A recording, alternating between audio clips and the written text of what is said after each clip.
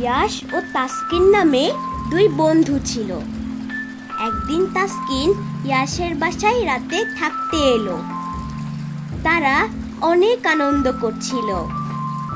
তারা দুই বন্ধু ঠিক করলো বাসার ভিতরে লুকোচুরি খেলবে। সেই রাতে অনেক বৃষ্টি হচ্ছিল। ইয়াশ 10 পর্যন্ত গুনতে লাগলো আর তাসকিন গিয়ে একটি বাথরুমে লুকিয়ে পড়ল। ঠিক সে সময় বাসার বিদ্যুৎ চলে গেল।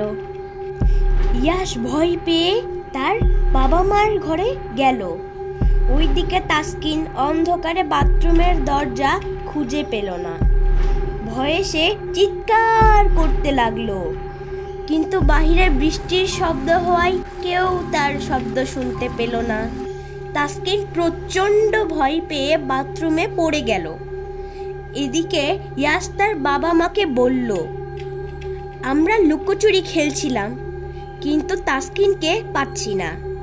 তখন ইয়াশের বাবা মা তাসকিনকে ডাকাডাকি শুরু করলো, কিন্তু তার কোনো উত্তর পাওয়া গেল না।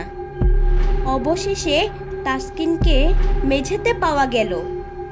রাতের লুকোচুরি খেলা একদম ঠিক নয়, নতুবা তাসকিনের মতো বিপদ হতে পারে। ধন্যবাদ সবাইকে।